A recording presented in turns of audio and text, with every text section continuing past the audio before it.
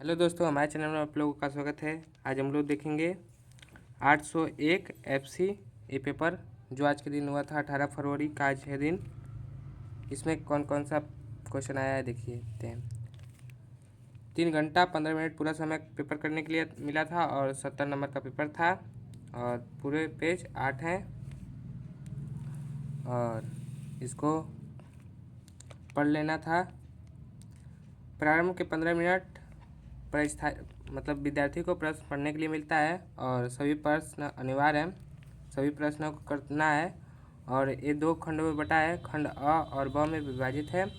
इस प्रश्न पत्र के खंड अ में 20 बहुविकल्पीय प्रश्न हैं, जिसमें दिए गए 4 विकल्पों में से सही विकल्प का चयन करके OMR शीट पर लिखना है और नीले या काले पेन से।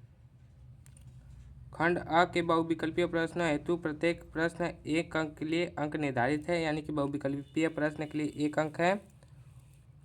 OMR शीट पर उत्तर देने के पश्चात संबंधित गोले को काटने नहीं और न तथा इरेजर और व्हाइटनर का प्रयोग नहीं करना है। उसको काटना भी नहीं है और मतलब मिटाना नहीं है, व्हाइटनर का भी प्रयोग नहीं करना है। प्रत्येक प्रश्न के सम्मुख उनके निर्धारित अंक दिए गए हैं और खंड ब के प्रश्नों के उत्तर उसके यथासंभव क्रमानुसार लिखने का प्रयास कीजिए।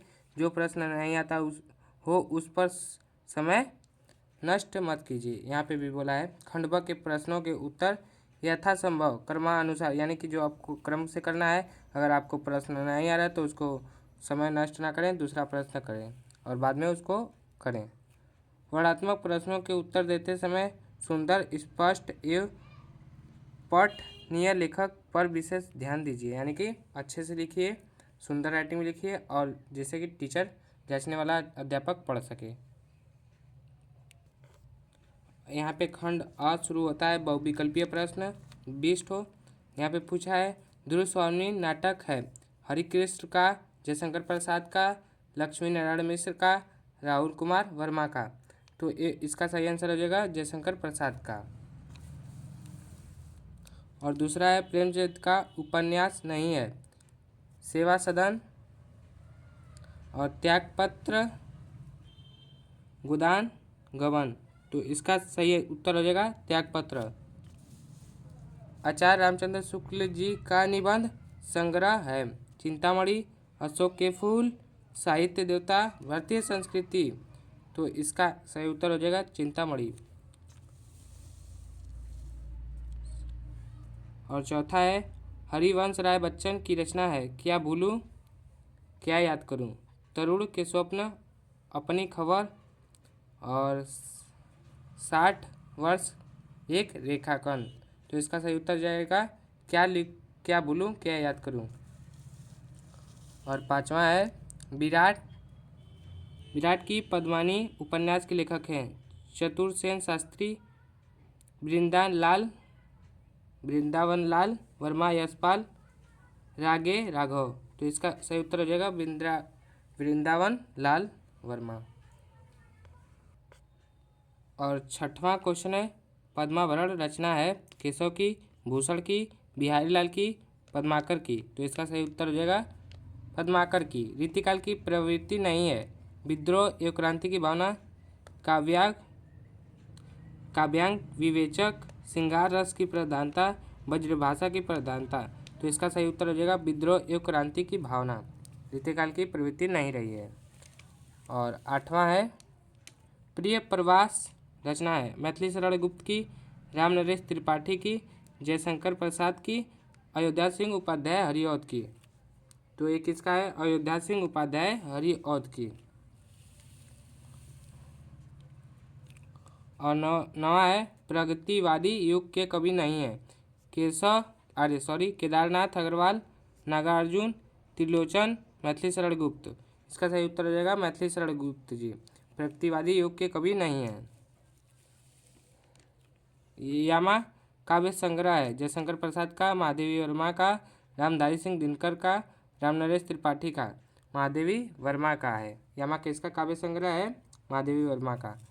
शोक का स्थायी भाव क्या होता है करुण रस का है। शांत रस, अद्भुत रस का, करुण रस का, श्रृंगार रस का। तो ये किसका शोक? करुण रस का होता है, क्योंकि करुण रस का स्थायी भाव शोक होता है। अब 12 नंबर का क्वेश्चन है, सोहत ओढ़े पीतू पटु श्याम सलोने गात, मैनो मनो नीलमणि शैल पर आतपु परयो प्रभात। उपरोक्त पंक्ति में कौन सा अलंकार है? उत्प्रेक्षा अलंकार, उपमा अलंकार, अपहुति अलंकार, यमक अलंकार। तो इसमें उत्प्रेक्षा है, मनो मानो जनो जानो, उत्प्रेक्षा अलंकार है इसमें। यहाँ पे मनो आ गया है, उत्प्रेक्षा अलंकार। और 13 नंबर है, यह एक सममात्रिक छंद है इसमें 4 चरण होते हैं और प्रत्येक चरण में 24 मात्राएं होती हैं। 11 और 13 मात्राओं पर यति होती है। ये लक्षण किस छंद का है? ये लक्षण दोहा का है, सोरठा का है, बरवे का है, रोला का है। तो ये किसका लक्षण है? ये रोला में। रोला में क्या होता है? 24 मात्राएं होती है और 11 व 13 मात्राओं पर यति होती है। अनु उपसर्ग प्रयुक्त नहीं है। अनुशासन में, अनुप्रयोग में, अनुकूल में, अनुवाद में। यहाँ पे देखिए अनुशासन में भी हो रहा है, सब यहाँ पे सही लगेगा, पर थोड़ा इसमें दिक्कत है। अनुकूल में, अनुकूल इसका सही उत्तर हो जाएगा, अनुकूल में नहीं होगा। त्रिभुवन में समास है, द्विगु समास, द्वंद्व समास, कर्मधारय समास, अवयवी भाव समास। कौन सा समास होगा? त्रिभुवन में मतलब तीनों भवन का कौन मालिक है? द्विगु समास। यहाँ पे देवताओं से जुड़ा हुआ है। सूरसरी, देवपंगा किसके परिभाषित शब्द हैं? यमुना के, बेतवा के, गंगा के, सरस्वती के। तो ये किसके हैं? गंगा के।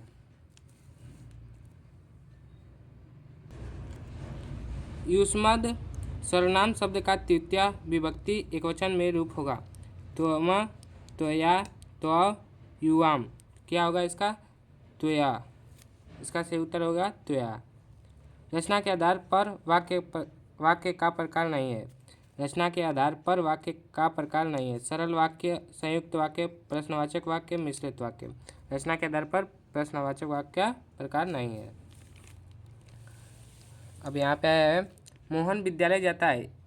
इस वाक्य में वाच्य है कर्तवाच्य, क्रमवाच्य, भाववाच्य, उपयुक्त सभी। तो इसमें कृतवाच्य, मोहन कहाँ जा रहा है? विद्यालय जा रहा है। इसमें मोहन का कृतवाच्य हो जाएगा।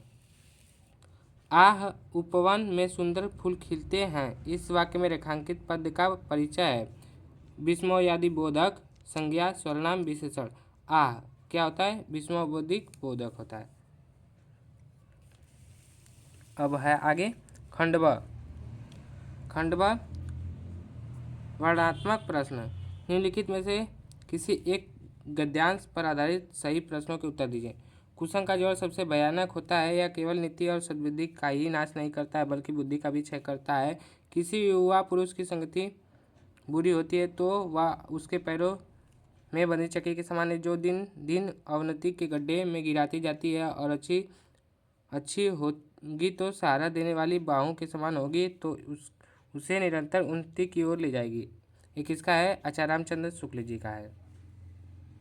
और यहाँ पे क्या लिखना है? संदर्भ लिखना है। गद्यांश का रेखांकित अंश की व्याख्या कर देना है। इसी को आप लिख सकते हैं, यहाँ पे बना करके लिख देंगे अच्छे से। कुसंग का जोड़ क्या क्या नुकसान करता है? मतलब मिट्टी के समान होता है। मिट्टी को जैसा चाहे हम वैसे बना सकते हैं, वैसे इंसान होते हैं। अगला है अथवा करके ईर्ष्या से बचने का उपाय मानसिक और व्यक्ति ईर्ष्यालु स्वभाव पालतू बातों की यह सोचना आदत छोड़ देनी चाहिए। उसे यह भी पता लगना चाहिए कि जिस अभाव के कारण वह ईर्ष्यालु बन गया है उसकी पूर्ति की रचनात्मक तरीका क्या है। जिस दिन उसके भीतर यह जिज्ञासा जाएगी उसी दिन वह ईर्ष्या करना कम कर देगा। एक किस चैप्टर से है? ईर्ष्या तू न गई मेरे मन से, इस चैप्टर से है। और दूसरा है निम्नलिखित में से किसी एक पद्यांश पर आधारित सभी प्रश्नों के उत्तर दीजिए। मानुष हो तो वही रसखानी, बैसो ब्रज गोकुल गांव के ग्वारन। जो पशु हो तो कहाँ बस मेरो, चरो नित नंद की धेनु मरझारन। इसका हम लोगों को क्या करना है, संदर्भ लिखना है। इसके लेखक रसखान जी हैं और इसमें भी संदर्भ लिख देना है, रेखांकित अर्थ की व्याख्या कर देना है। कवि पक्षी बनकर कहाँ बसेरा करना चाहता है ये बताना है, और अथवा में भी दिया है, अथवा में भी दिया है। और यहाँ पे देखिए नीचे संस्कृत का तीसरा नंबर है, इसको करेंगे तो आपको 5 नंबर मिल जाएगा। एक उसको या अथवा में दिया है, इसको भी कर सकते हैं आप। और चौथा नंबर पे दिया, नीचे दिए गए संस्कृत पद्यांश में से किसी का संदर्भ सहित हिंदी अनुवाद कीजिए। किसे का, तो इसमें से आपको बंधन, मरण, वापी, जो वापी, पराजय, वीर, उभय समूह, वीर भावो ही वीरता, ये आप कर सकते हैं। इसका हिंदी में अनुवाद कर देना है और संदर्भ लिख देना है, और चाहे इसको आप कर सकते हैं। और आपके ज़िले के अनुसार इसमें से एक खंड का आपको उत्तर देना है, इसको आपको 3 नंबर मिलेगा। जो आपके ज़िले के अनुसार है उसको आप कर सकते हैं इसमें से। और छठा नंबर पर दिया है, निम्नलिखित में से किसी एक लेखक का जीवन परिचय देते हुए उनकी प्रमुख रचनाओं का उल्लेख कीजिए। अधिकतम शब्द सीमा कितना है, 80। आचार्य रामचंद्र शुक्ल जी का, या डॉक्टर राजेंद्र प्रसाद का भी लिख सकते हैं, रामधारी सिंह दिनकर का भी लिख सकते हैं, जयप्रकाश भारती का भी लिख सकते हैं। आपको जो याद है उसका आप लिख सकते हैं। ख नंबर में, निम्नलिखित कवियों में से किसी एक कवि का जीवन परिचय देते हुए उनकी प्रमुख रचनाओं का उल्लेख कीजिए। अधिकतम शब्द सीमा कितना, 80। जो आपको याद है, सूरदास या रसखान, मैथिली शरण गुप्त, सुभद्रा कुमारी चौहान जी का, जिनका आपको याद है वो आप लिख सकते हैं। इसको आपके लिए 5 नंबर मिल जाएगा। 3 नंबर जीवन परिचय लिखने के लिए और 2 नंबर रचनाएँ के लिए। अपनी 7वां नंबर पे है, अपनी पाठ्य पुस्तक के संस्कृत खंड की पाठ्य वस्तु से कंठस्थ, मतलब याद किया हुआ कोई श्लोक लिखना है जो प्रश्न पत्र में ना आया हो। 2 ठो आ गया है, आपको कोई याद है तो आप लिख सकते हैं बुक से, इसके लिए आपको 2 नंबर मिल जाएंगे। और यहाँ पे पत्र लेखन लिखना है। आपके क्षेत्र में कुछ असामाजिक तत्व लड़कियों एवं महिलाओं पर जबरदस्ती या फरस्ती करते हैं और चेन खींचते हैं जैसी घटनाओं में लिप्त रहते हैं, उनकी शिकायत करते हुए पुलिस अधीक्षक को पत्र लिखिए। यानी कि चोरों पे हम लोगों को पत्र लिखना है।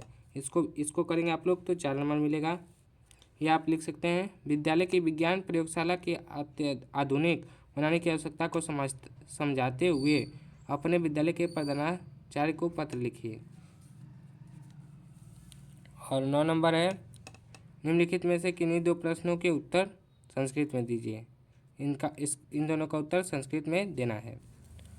और 10वां नंबर है, निम्नलिखित में से किसी एक विषय पर निबंध लिखिए। अधिकतम शब्द सीमा 200। जल ही जीवन है। और जीवन में कंप्यूटर का महत्व, भारत में जनसंख्या वृद्धि और समस्या समाधान, मेरे सपनों का भारत, प्रदूषण की समस्या।